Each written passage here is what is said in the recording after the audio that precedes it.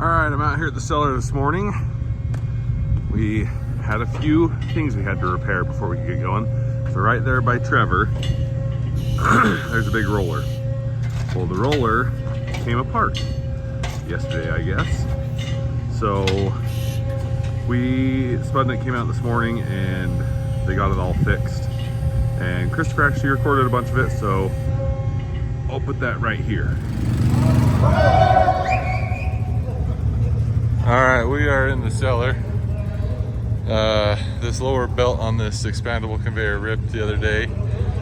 Spudnik brought out a new one, and we're just attempting to change it.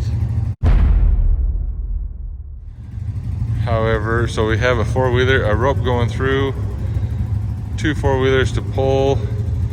We undid the belt. It goes across the top. Oh, Josh, that focus. And then it'll go around that end, and then down here, there's the roll of the new belt, but it's really thick. It's really heavy. I think it's also at least 48 inches wide. It's a big one because it's on the bottom of the expandable. So, but now as they were pulling, it just pulled the belt back, and it brought the expandable in.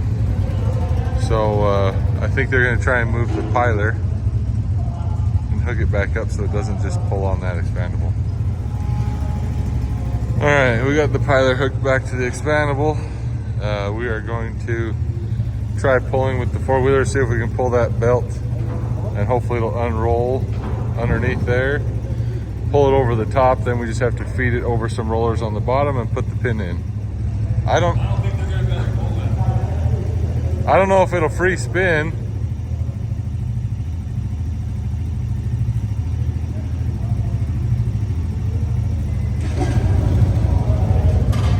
Let's just see what it does. It's got to pull it, and it's got to pull all that dead weight on the bottom too.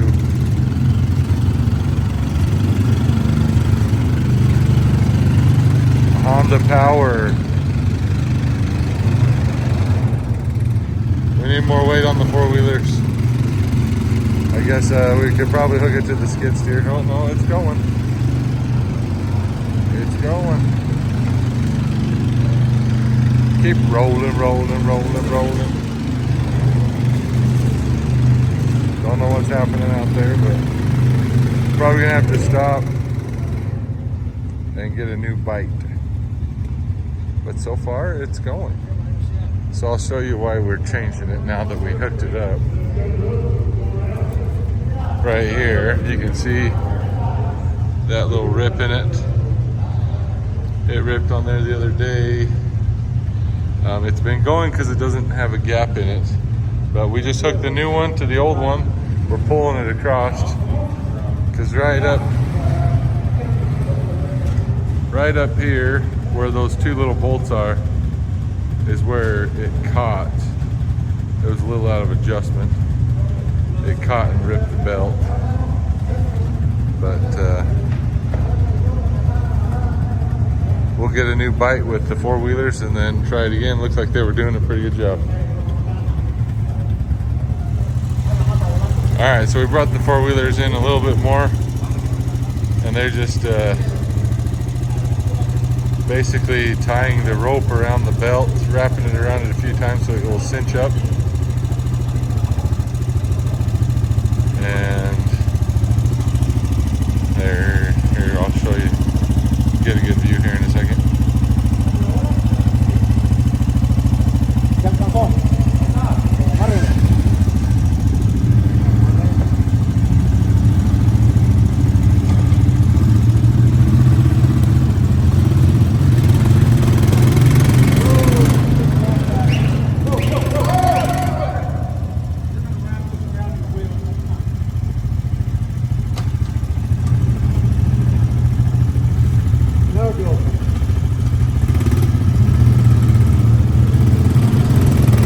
Why did he put it on the axle? You didn't put it on the ball.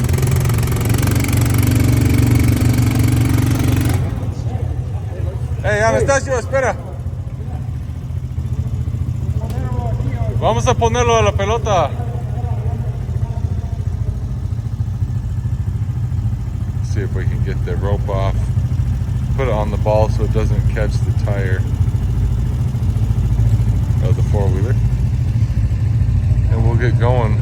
We started at this a little early, so we didn't have a full crew here waiting for us, and I know Spudnik is out working on the on the roller on the even flow bin.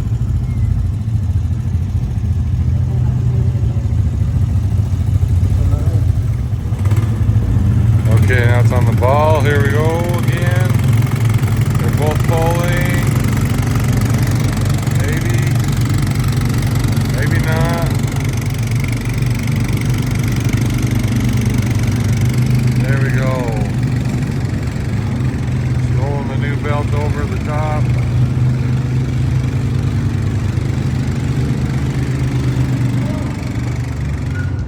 And they're to the end of the rope again, so we'll maybe do the same thing one more time.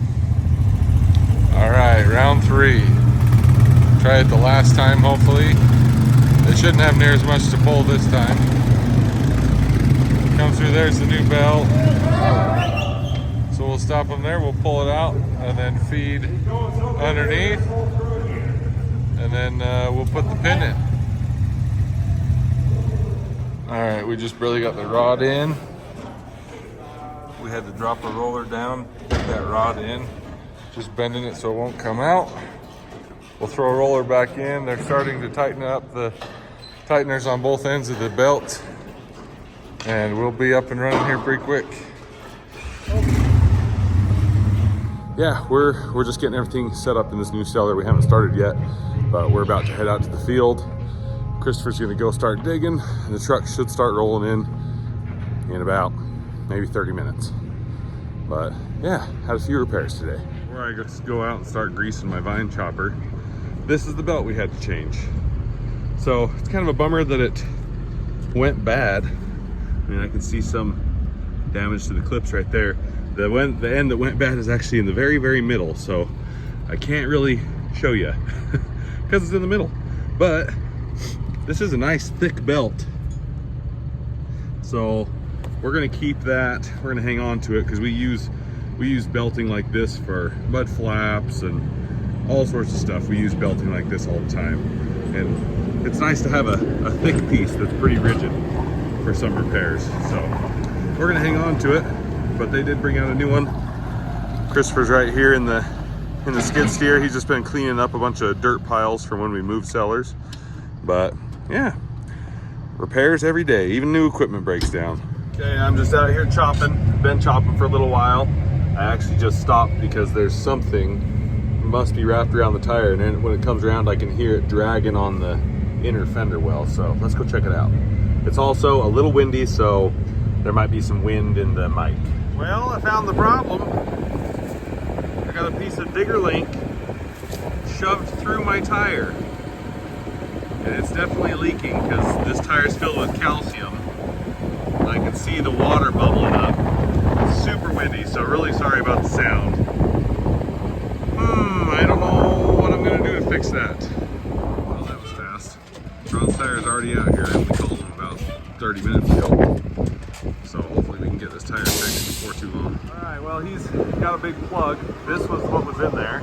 Just a nice pointy piece of, and you can't even see it, whole focus. It's just a piece, it's old digger link, but he's plugging the hole. This tire does not have a tube in it, so we can plug it. And the plug should hold, as long as he'll pump it up, and as long as it holds there, it doesn't leak, then it's good. And we should at least be able to get going. If we had to dismount the tire and put a tube and everything in there, we'd be down another 3 or 4 hours probably getting that done. But we'll just plug the hole with that. These are industrial plugs, and we should be able to get back going here pretty quick. Well, I got a shout out to Ron's Tire, man. They came out so fast. I think I called them, and about 30 minutes later, before I could actually get picked up and taken back into the cellar, I saw the Ron's Tire truck come over the railroad track. So he followed me out here to the field. He got it all patched up, just put a big plug in it, ready to go. So, I mean, I've only been down for maybe an hour total and I'm back up going. So shout out to them. They have great service. So it's always good to have good service around, whether it's your John Deere mechanics, your Case mechanics, or your tire shop. You always want to make sure you have good service, and they definitely do a good job. So while the tire repairman was out here, we got looking at this tractor. This tractor's real special.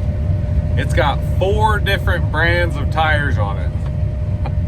Some of them are really old and really bald, and some of them are like brand new.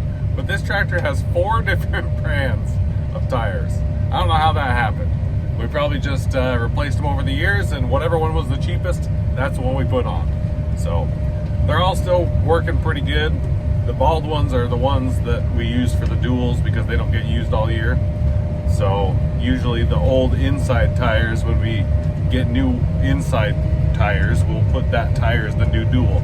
So yeah, 4 different brands. Would you look at that? Well, they keep getting closer. Now the crossover's just right there. That's just on the other side of that pivot is a different field, but there's a field right here, and then a field right here, and then the field I'm in. So there's actually 3 fields right here, even though they all kind of match up and go together, but they're getting closer. They keep chugging along. If they wouldn't, they broke down for probably about 4 hours. The crossover has depth wheels on the front, and I guess it snapped one of those depth wheels off, so they had to go get a whole new setup there. But they got to get back going. It took about 4 hours to get the parts and get it all put back together. But they're going, they're catching up. I think that's right there's the harvester and 4 trucks. If it'll focus, there we go. Harvester and about 4 trucks sitting right there. So they're chugging along. Looks like he's still on the other field, so he's finishing up the other field, and then he'll get moved over here where the crossover is. Now I do have to go run the crossover in about an hour, so I'll be in there until probably till dark. So I'll make sure to video a little bit of that. I feel like I'm videoing basically the same thing over and over again. There's a little bit of different breakdowns and different things that happen every day, but I feel like I'm just keep videoing. Hey, it's actually not dusty enough. You can see the vine beater behind me, but I feel like I just keep videoing the same thing over and over again. So if I keep doing that and I keep saying the same stuff, I'm sorry. I'm just trying to give you guys spud harvest content, just bringing you along day to day so you can be here with me. So I'm not just out here by myself for 14 hours. Well, now I can see that the harvester's over here now too. So the rows on this field are a lot longer. So they should, in theory, be able to load a lot more trucks because they won't have to turn around as much. So hopefully that works. It does look like they are currently stopped. I see the booms up and there's no potatoes coming off and no trucks are moving. So they're currently stopped. I don't know why. They have been having a few more issues as we get towards the end of harvest and things start to wear out, sprockets and rollers and stuff like that, bearings. So they have had a few more issues, but hopefully they can get back going because the weather's good now, but it doesn't take very long before the weather shifts and gets really cold and really crappy. Now, one of the main reasons we had to upgrade all of our cellar equipment was because last year we had a lot more potatoes than we've ever had, and we were trying to push a lot of potatoes across really old equipment, and it just overloaded everything. It just didn't work. It actually made it so spud harvest took 4 weeks when normally it takes about 2.5 weeks. So last year we got lucky. The weather didn't turn until about 2 or 3 weeks after spud harvest, but that's not normally the case. Normally we get to the last few days of spud harvest and the forecast starts to turn into a lot of rain and really cold temperatures. We've actually had a few years where the last day of digging, there's a couple inches of snow on the ground, and we just keep digging because we got to get the spuds out of the ground because the ground is supposed to start freezing all the way hard and we wouldn't be able to get those potatoes out of the ground. There was one year where we had a foot of snow and we had to pull trucks through the field to harvest all the potatoes because the ground was going to be freezing soon. So normally we only have about 2.5 to 3 weeks of good weather in the fall, like when it's time to harvest. So if harvest does take longer than that, you risk your crop being frozen in the ground. Like when it decides to just switch from fall to winter, it happens in like a couple of days time. You'll go from 70 degrees one day to 40 degrees with lows in the 20s, and it just switches, and then it won't get warm again till April. So yeah, Idaho gets long, hard winters. There's been years where we've had 6.5 months of winter before. So we got to get the potatoes out of the ground. That's one reason why we couldn't wait on updating our equipment. We had to get it updated so we didn't spend forever trying to get the potatoes out of the ground. All right, I am just about here to trade Christopher off. Just got done loading the truck. And I'm not in my truck, so I don't have my window mount. So I don't know how much filming I'll be able to do. Well, there's the crossover. He's just cruising along. These fields are really dry because it's been hot and dry. It's not typical harvest weather. I'm currently driving this down because there's this pivot right here, so we can't dig right there, but he dug down here on the other end. So I'm going down here so I can start digging. I don't know how much filming I'll be able to do because I forgot my mount. I have just this mount, so I could film myself, but I may try and maneuver this around a little bit.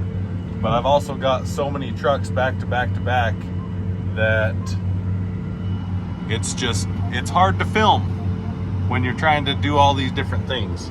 But I will do my best to try and get some footage of the harvester running. As you can see right there, that's what's remaining of the flagpole. So this time we didn't hook it on anything. It was just the wind.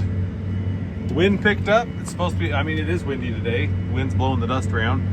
And it snapped the flagpole off. So these cheap, crappy Chinese flagpoles are just not great.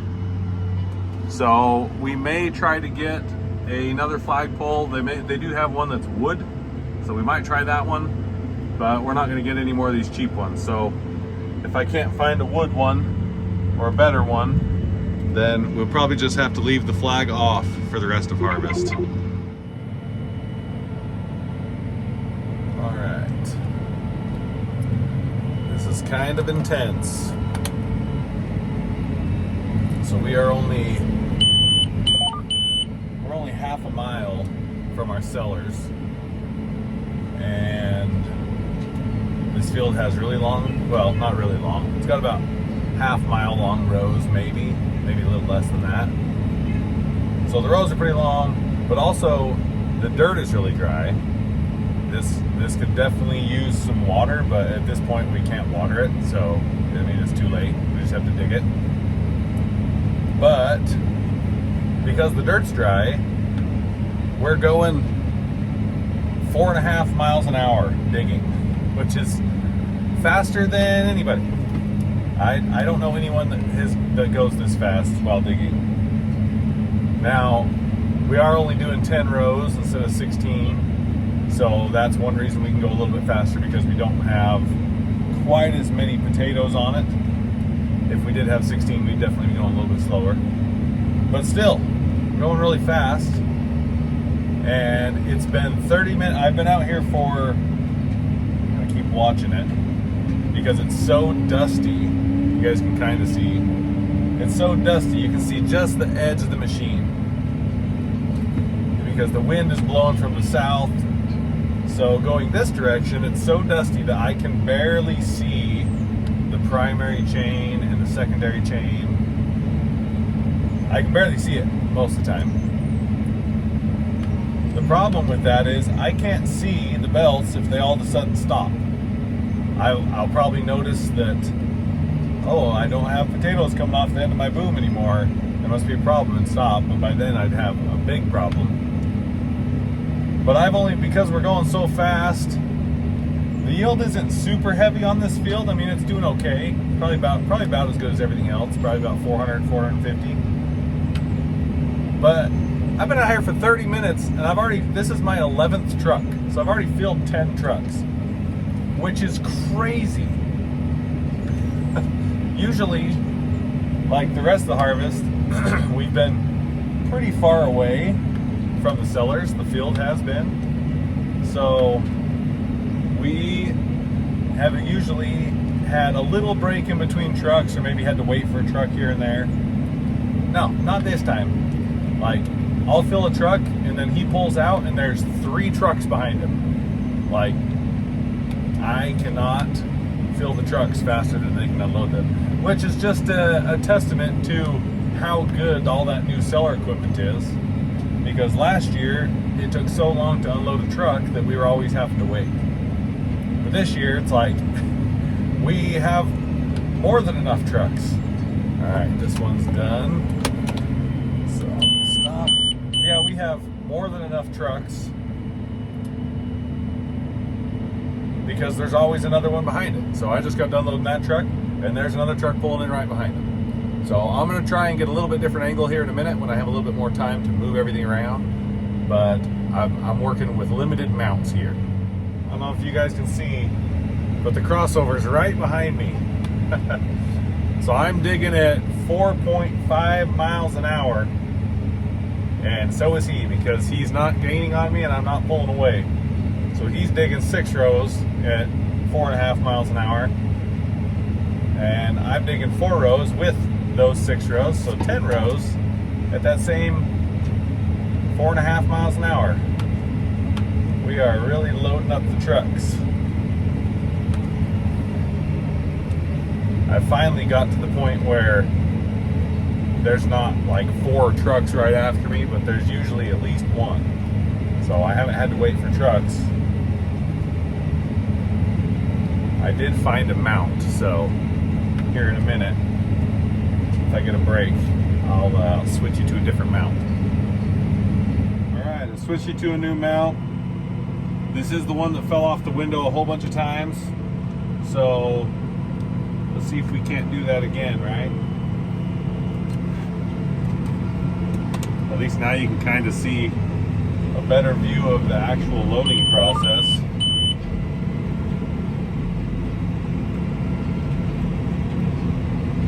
Now I can hear all the rocks just bouncing off of everything. So this is a rockier field, and I can definitely tell. I can see, and they're not big rocks, they're little rocks. Because I'm not seeing too many in the truck, which means they're not very big. But I can definitely hear them. Going this direction, I can actually see my chains a little bit because the wind's blowing the other way. But it would almost be better if there was no wind at all, because then I could see pretty well both directions, but we are not that lucky. They actually forecasted 30-mile-an-hour winds today. They said it was lake force winds or something like that. A lake wind advisory.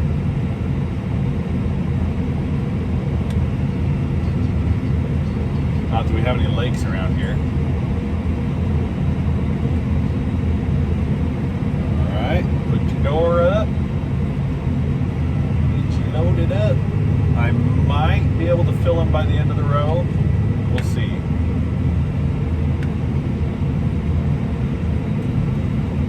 Some of the trucks drive just right, so I can fill all the way to the back and all the way to the front. It's right in the middle. And then there's other trucks that's like, it's hard to fill the back because they just won't pull forward enough. But I'm thinking I'll be able to get this one full by the end of this row. We just opened up the new section, so we're just a little ways over. Oh yeah, I'll be able to fill them up. I'll get them full. Just about there. I'm just about to the end of the row, and then just about got them full too, so I'll just tell them to stop. I'll just keep running it out. Get this truck topped off nice and good. And they're done.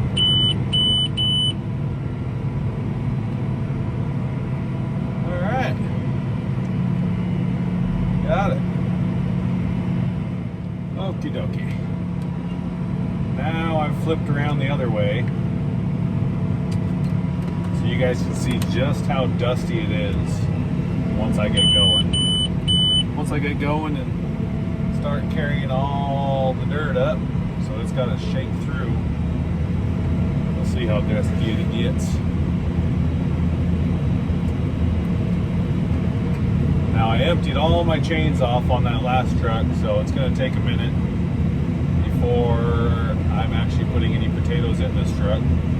All the potatoes have to go up the primaries, secondaries, across the rear cross, up the side elevator, and out on the boom chain. Basically make a big circle. Now we're filling up. You can see how dusty it is. But we're still going 4.5 miles an hour, even though it's pretty hard for me to see. Basically, the only way that I am able to see if there's a problem is usually when there's a problem, this tractor is just powerful enough to pull it when there's no problems. When you get a problem, it really bogs the engine down. So if the engine bogs down, I'm either carrying too much dirt, or I've got a chain that's stopped and it's just completely stopped with potatoes, or a piece of metal. So that's how I can kind of tell, even though I can't really see. You got to listen to your equipment. So it's good to know your equipment sounds right when it's running good, because then you can know what happens if all of a sudden it starts bogging down or running different. You know that you might have a problem. Tell him to put his door up. This truck is actually our new blue Western Star truck, and if you've been watching the channel, you'll know that we just got this. We sent this truck off to have, it had airbag suspension on it, and we had to cut the whole both rear axles off and put a different suspension on and move the axles about 1.5 feet further back. So we just got it back today, and while they were broke down in the field waiting for parts earlier, they put this bed on it. We had one extra bed that wasn't on the truck, so we were waiting for this truck to get back so we could hopefully put this bed on, and the truck got back and we put the bed on. So now we have another truck. This truck is a pretty nice truck, but the axles and the suspension was just not ideal for what we were trying to do with it. So now that it has, the axles are further back and it's got normal spring suspension, it should be a pretty darn good truck. Oh, look at me. I've been cutting my head in half. Hello, good to see you. We got another truck coming. I'll let you watch me load that one too, if you don't mind. Don't let me forget to mark this one, because I have to turn the camera off to mark it. I'm not doing that, so it's on you guys if I forget. Christopher gets mad at me because I didn't mark this truck. It's your fault, not mine. I'm out here trying to make good content for you. Hopefully you're enjoying it. This is farming. Just keep on keeping on. Life's a garden. Dig it, you make it work for you. Name that movie. We'll see who can get that movie quote the first person to get it. We'll pin it. It'll be the pinned comment. You get that movie quote first, you're pinned.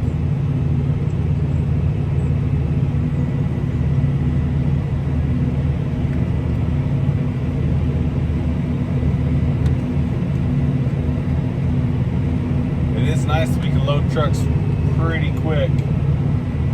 We're loading them start to finish in about 2 to 2.5 minutes.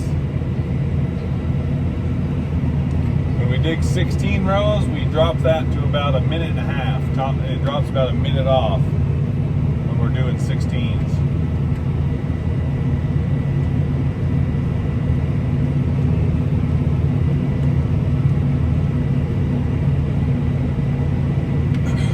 So Sputnik, they make a big self-propelled, it's a 4-row self-propelled harvester, and it is a monster. I have a video featuring it where we went and toured the Sputnik plant last year.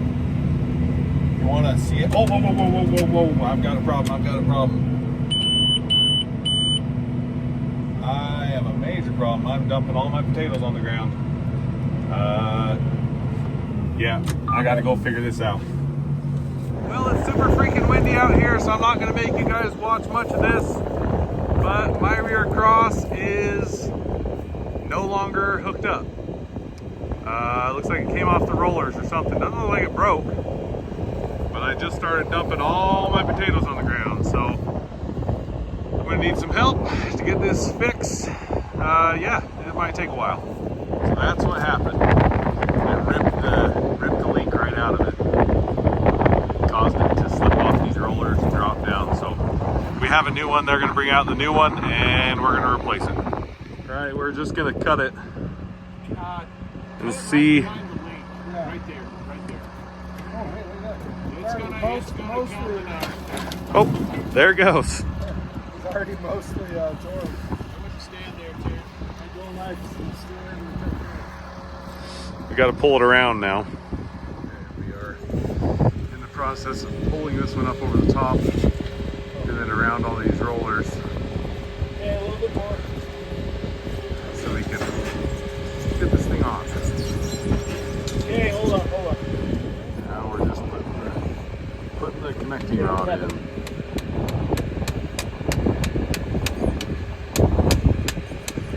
Okay.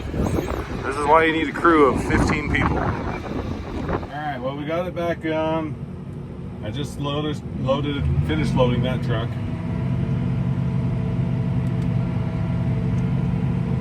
Goodness.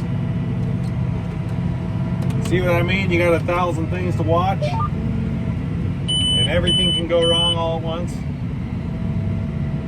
And then you have to try and stop everything fast enough that you don't break it anymore.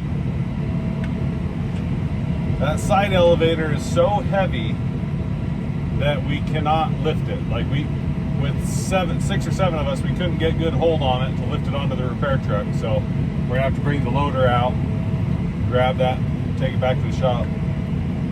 But that one has been repaired a few times. That it has like 3 connecting rods and a whole bunch of repair couplers and stuff.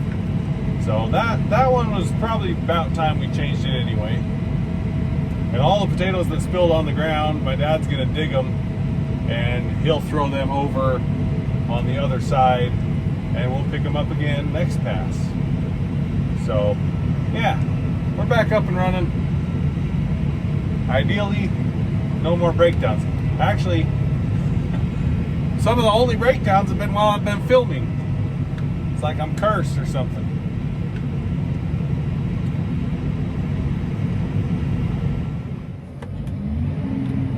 Well, I wasn't going to film anymore in the harvester because I don't want to bore anybody. Just kidding. But I've got this beautiful sunset going on behind me, so I figured I'd film another truck so you guys could at least enjoy the sunset. This one actually there's a few clouds in the sky, and that's usually when you know it's going to be pretty good. Because if there's some clouds in the sky, the sun can reflect off it and makes all the nice pretty colors. But it looks like it's going to be a pretty good one. Not as good as the other night. Man, the other night was so crazy. It changed every 5 minutes, but it'll be pretty good tonight. It looks pretty good, at least, from what I can tell.